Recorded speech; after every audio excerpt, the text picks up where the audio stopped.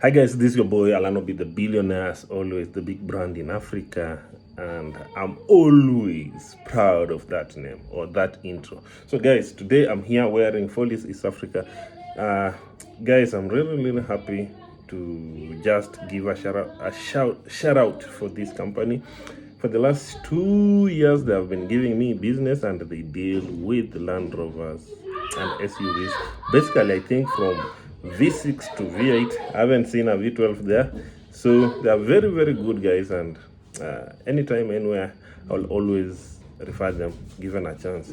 So today, it's a Friday, and you know, people have their own things doing over the weekend. And today, I just want to ask you, what are you going to do over the weekend? I've been reading this book for the last 3 months. I don't know why. The book is so sweet. The book talks about startups. The book talks about development of startups. And this now has raised a question. And actually, I want to be open and ask this question. Why do startups in Africa or in Kenya, they get funds and within the year, those startups have already closed? Why? Why do you think? Because as for me, let's say a startup is getting a grant or 45 million US dollars. If you convert the money into Kenyan shillings, we are getting 6.55 billion. 6.55 billion. And down the line, 1 year down the line, these guys are closing. They are declaring bankruptcy, or the business is not doing well. And this is a lot of money. Let's say when you compare it into Kenyan market, it's a lot of money. So if you have been in operation and you have been given this amount of money to support your business, it means you're already making profits. So this is just like boosting your business. If you understand startups, you have to have cash flow. So they're trying to make sure that, or they're trying to maintain your business so you don't go out of business. And I've never really understood why these guys usually close the business after a certain period of time when they receive this amount of money. I don't want to mention some companies or startups, but for the last, I think, 2 months, I've seen articles where like 2 startups in Kenya have received this, they have been boosted with some amount of money. So my question is, I'm keeping an eye on these 2 startups, and I want to see how long can they stay in operation, because I tried to understand the business they do, but for me I was like, how do these guys make profits? Because that kind of business is so complicated, because you are insuring things that you are insuring a farmer. I don't know. So I've said I'll try and keep an eye on these 2 startups and see how long they can stay in operation. Because as for me, I really want to see startups receiving this amount of funds, then they grow into big companies. Like we want to have unicorns. You know, we don't have unicorns in Africa. In Africa, we have like 2 unicorns, I think so. One is from Egypt, and this was a taxi company. This one that left Kenya. I don't think we have any other unicorn. And you see how bad our economy is. And that's why I keep saying, why do we receive this amount of money if we cannot convert our startups into big companies, grow them like how M-Pesa has grown, or Safaricom? Because we have had startups in Kenya, but they don't last. Very few startups last. We have startups like Twiga facing a lot of challenges. We have startups like Jumia, you know, it's not Kenyan, but it has been trying to maintain its levels in Kenya. They have faced a lot of challenges. They had to do reshuffles and everything. How many? Uber, those are not Kenyan-owned startups. Those are international. Trying just to go through my ahead and see how many startups we have in Kenya. And the reason why I pointed this book is because this book highlights the issues these startups face. You see, this book, Bernard, really went through a lot when building his two companies, and eventually he sold them. But he went through a lot, and the ideas, the information, and everything he has written here, I think majority of the CEOs of company owners should read such kind of books and see how they can emulate from him. Many people will say, for me, I don't need to know what happened to other people. I'll try on my own, and if I fail, I fail. No, there are some failures that as people, we don't really need to go through them. We just need to learn from the people who have already failed, and then we overcome them and build something bigger. And that's why I advocate this book. And the other book is Atomic Habits by James Clear. These are the things that we really need to learn so that we don't just build things. And there are companies that you see people build and you're like, okay, what are they solving? What problem are these guys going to solve? Because in your mind, you have to process everything and say, whatever I want to build right now, let it have an impact to the community. Let me not build something for the profit. And you know how majority of the company owners in Kenya are, the aim is always for the profit. And that's not the good thing when building big companies. If you have a vision to build a big company, your goal should always be, how will I impact the society in a positive way? And you can also learn from these companies that are in Kenya, Safaricom and the rest. And it has always pained me I always feel the pain seeing big companies, small startups, receiving a lot of money, then they die.